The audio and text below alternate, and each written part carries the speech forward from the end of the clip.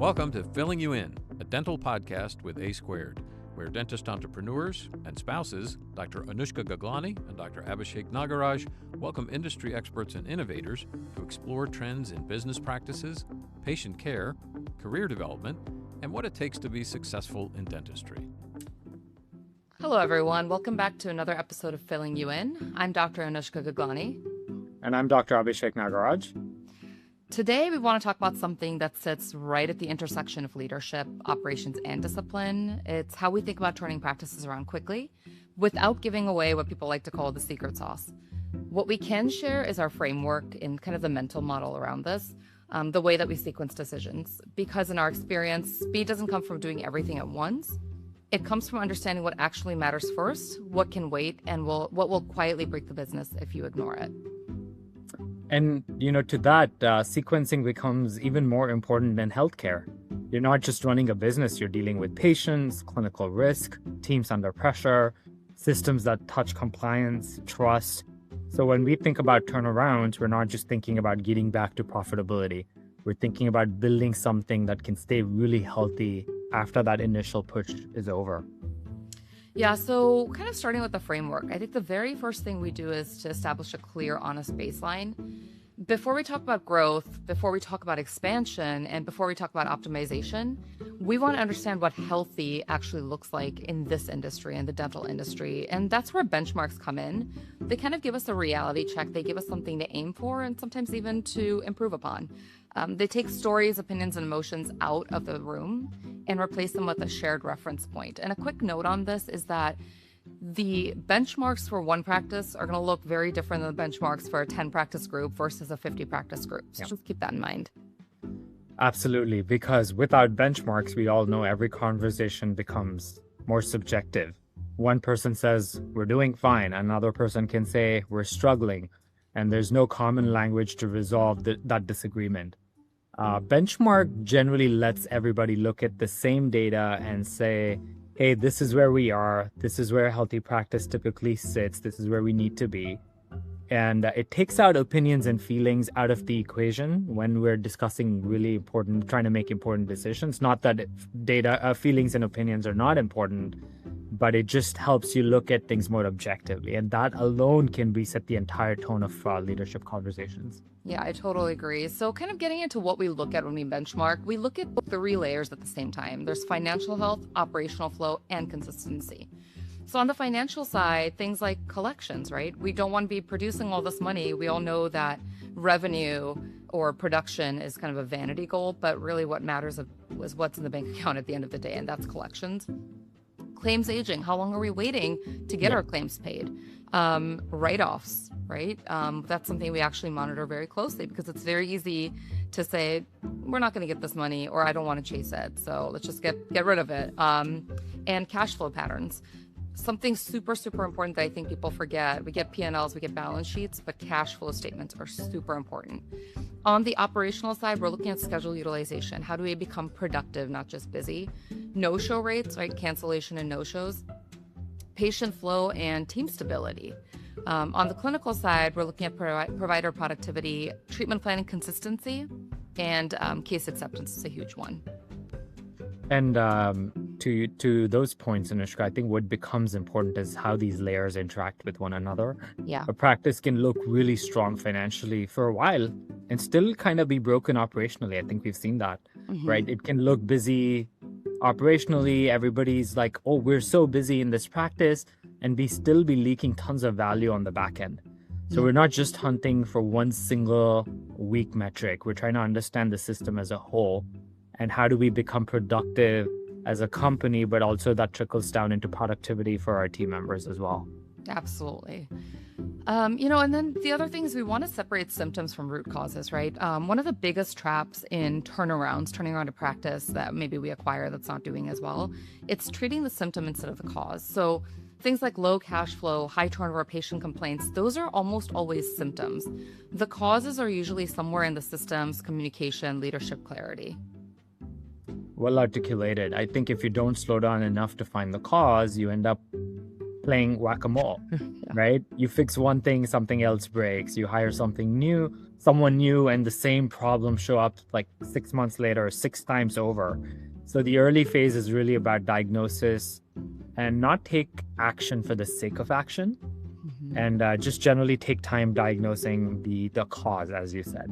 Yeah, definitely. So let's dive a little bit into, maybe when we acquire a practice, right? Generally, our model has been to acquire a practice that's not really doing so well, and kind of needs some cash infusions, needs some technology, some TLC. So the first 0 to 6 months, we call that kind of the stabilization phase. Those months are not about making the practice exceptional, right? They're about making it stable, predictable, boring, consistent, in the best possible way. We want our leaders and teams to stop waking up every day in reaction mode. We want them to stop looking at everything as a fire and an emergency. Yeah, spot on. I think because when people are constantly just reacting, they don't have the mental space or the bandwidth to improve anything. They're just trying to survive the day. Stabilization becomes the norm. It creates kind of breathing room. It creates trust. It creates the conditions where performance improvements can actually stick. Yeah, and going into that, one of the first levers we almost always look at is the revenue cycle. Are claims going out clean? Are they on time? Are we doing our attachments? Do we have the appropriate x-rays? Are we signing our notes? Things like that. Is there clear ownership over follow-up? Who's doing the follow-up on patients? Who's ensuring that all the processes are being followed? And are patient balances being explained in a way that's both respectful and transparent, right? Are we doing our treatment plans? Are we getting them signed? Are patients aware upfront what they owe so they're not suddenly getting a bill on the back end?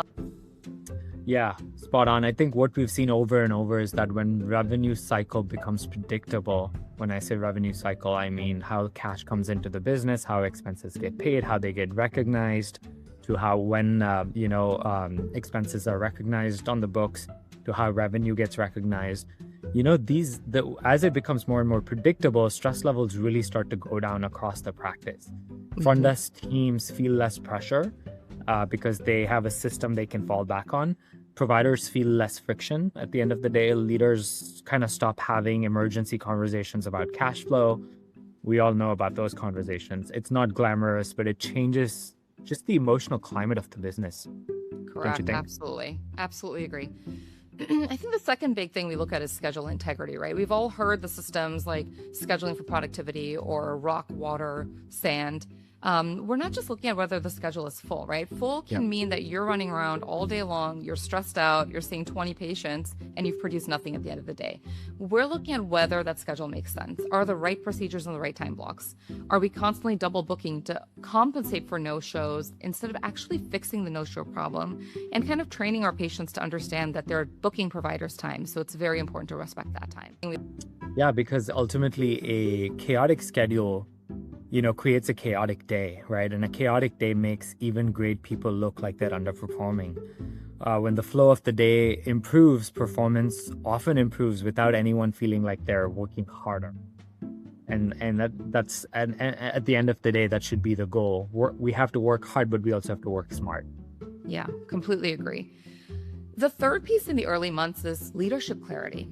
Who's making what decisions? Where do problems go? What does escalation actually look like in practice, not just on paper, right? And I think a big piece to this that we've realized over time, the practice leader is key, but the doctor also. I think doctors don't understand how much people look to them as leaders. It's super, super important. Whether you're an associate, whether you're a practice owner, it's very important to invest in yourself as a leader because everyone's always looking to you to help them figure out where to go next. I think that's pretty spot on. Ambiguity at the leadership level always shows up as frustration at the team level.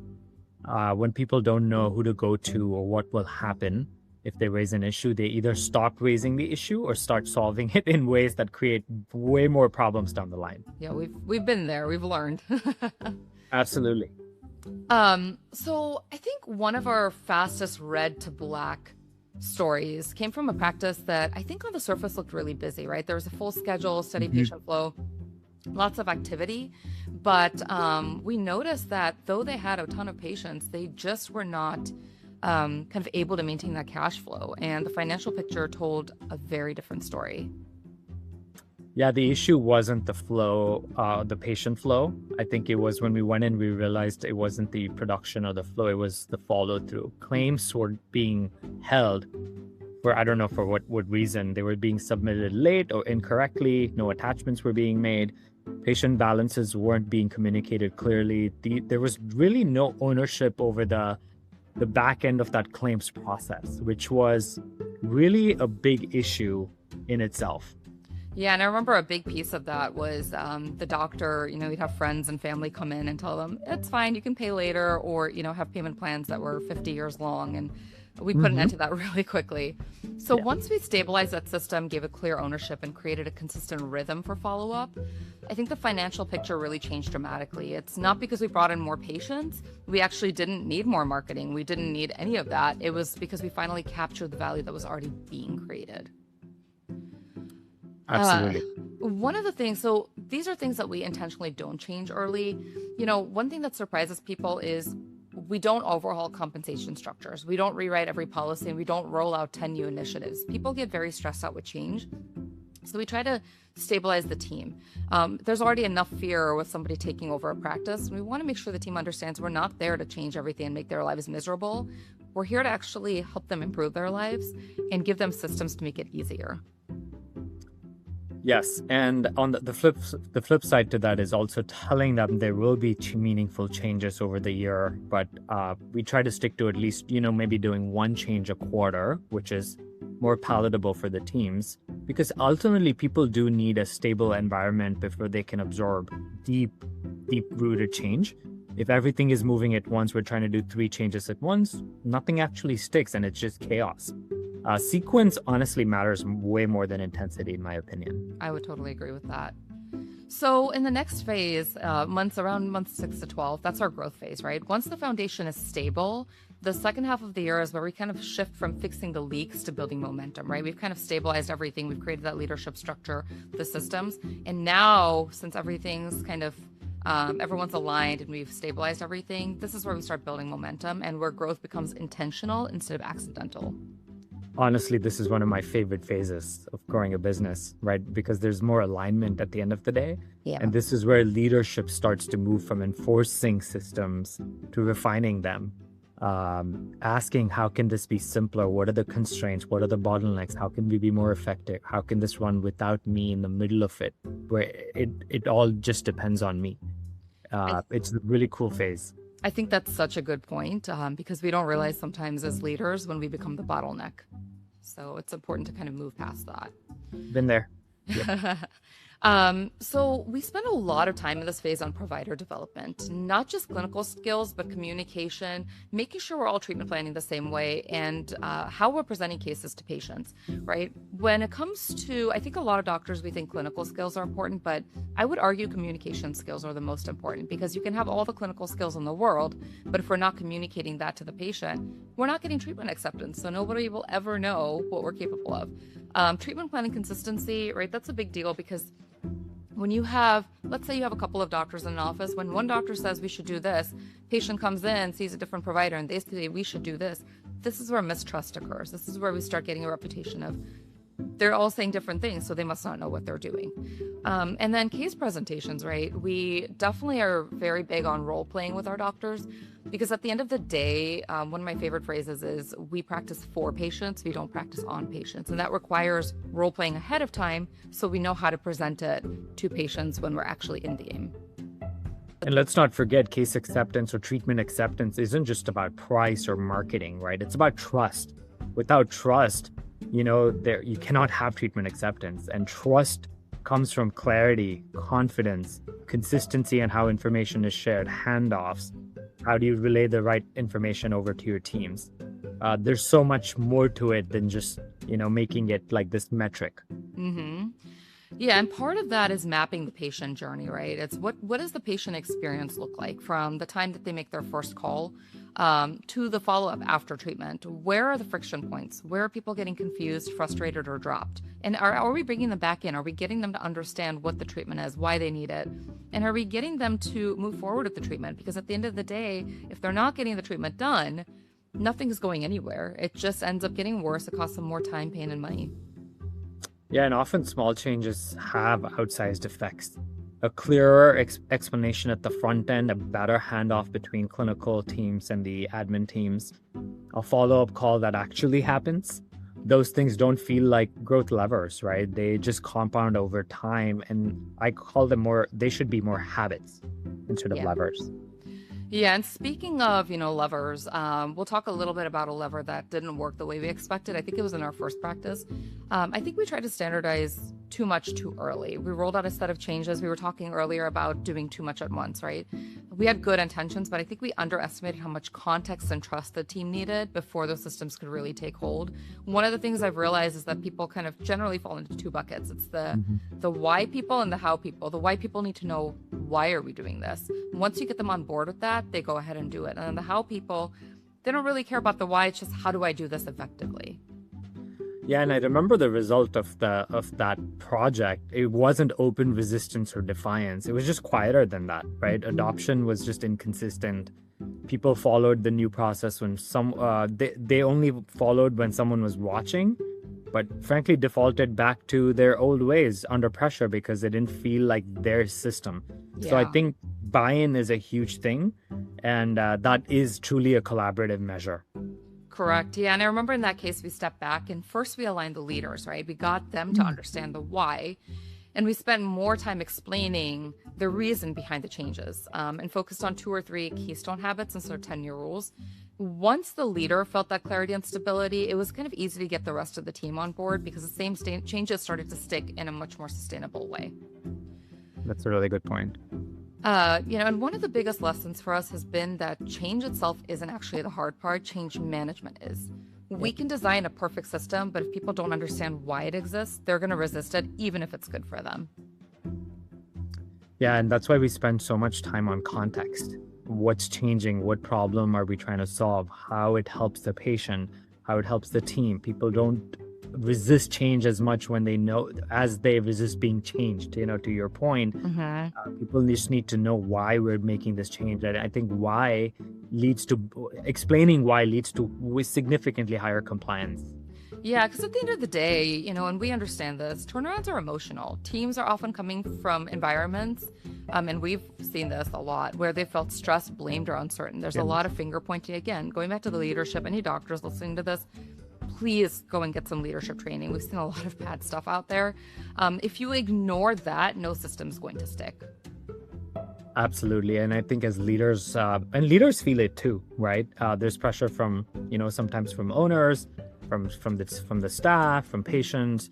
How you show up in that pressure really sets the tone for everything else. It's one of the R's of leadership, representation. How do you show up at times of adversity? I think everybody is always watching you. Yeah, definitely. And kind of going back to that for a second, we want to avoid the flavor of the month trap. We're careful not to roll out something new every couple of weeks. It gets overwhelming. It's very easy for, if anyone's ever done the Colby, if you have a quick start on your team, it's very easy to say, we're going to do this and this and this and all the ideas, but we've got to figure out what is actually the priority. Nothing kills credibility faster than a system that gets replaced before people have time to learn it. So I think decisions, it's important to make quick decisions, but some decisions when it comes to changing systems, it's important to take our time to really think about the effect that that's going to have before we roll it out. 100%. I think consistency, to your point, builds trust, and trust builds accountability, and accountability is what drives results at the end of the day. When people see that a process is going to stay, then they're more invested in it instead of waiting it out. Yeah, exactly. The worst thing that can happen is they say, well, they're always trying new things, so let's just not learn this, and then we'll wait till the next thing comes around. That just kind of blows everything up. So how do we measure without creating fear? We track a lot of metrics. We do have scorecards by department, and also for the practices as a whole. We also have a leadership scorecard, but we're careful about how we use them. We want numbers to feel like feedback. It's not a threat. I think people are used to sometimes either not having scorecards, or sometimes they have scorecards and it feels like their job is always on the line. We never want people to feel that way. Yeah, and metrics should not be used as a weapon, right? Because when metrics become a weapon, people start managing for the number instead of actually improving the system or the process behind it. Exactly. And the people that we really kind of get on board with those metrics, with those scorecards, are the practice leaders, right? We've realized, are the real accelerators in a turnaround. We can design the framework, but they're the ones that execute it every single day. They're the ones responsible for holding their team accountable. And I'm really proud of investing heavily in coaching them. I think that's been a huge lever, helping them learn how to lead through uncertainty, not just how to follow a checklist, what happens in the industry. I think that's a big deal to talk openly with them, right? Sometimes it's easy to get in a bubble and say things are this way here, and it's hard just in our business. Just overall, talking about the state of the industry has been very helpful as well. Absolutely. And I think with experience, and kind of having done this over the last 10 years, we've realized that we know what's working when the problems get smaller instead of bigger. It's when people escalate issues earlier, when they know how to identify, okay, this is something I can manage, or this is not something I can manage, let me bring it to their attention quicker. And it's when teams started suggesting improvements instead of waiting for instructions. That's my favorite part, is not having to tell people do this or that. It's, well, what do you think the solution is? And hearing what they think, because they're the ones in the practice every day, hearing what they think about how to solve the issue. And the beautiful thing about that is that's when truly the system starts pulling the organization forward instead of leadership having to push it from behind. Absolutely. At the end of the day, if there's one takeaway for us, it's that our goal is not just to flip a practice around from red to black. We're not just investors sitting in towers saying this is, we just have to make the money.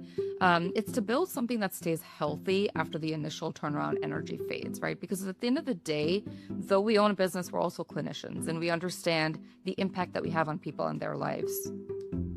And I think we owe sustainable systems for that, right? Because sustainable systems outlast motivated leaders, and that's what creates long-term value for any company. Absolutely. We'll leave you with this one thought. Fast turnarounds don't come from shortcuts. They come from discipline, sequencing, and respect for the people inside the system. And when you get the order right, speed becomes a byproduct and a result, not a risk. I'm Dr. Abhishek Nagaraj. I'm Dr. Anushka Gaglani. Thank you for joining us on this episode, and we'll see you next time. Thanks for watching this episode of Filling You In, where we uncover the insights, trends, and stories shaping the dental industry. If you like this podcast, please share it on your social channels and visit Areo Dental Group on LinkedIn or on Instagram @Areo Dental Group. You can also subscribe to the series and check out all of our episodes on this YouTube channel or at areodental.com/podcast. Until next time, stay curious, stay inspired, and let's keep elevating the dental field together.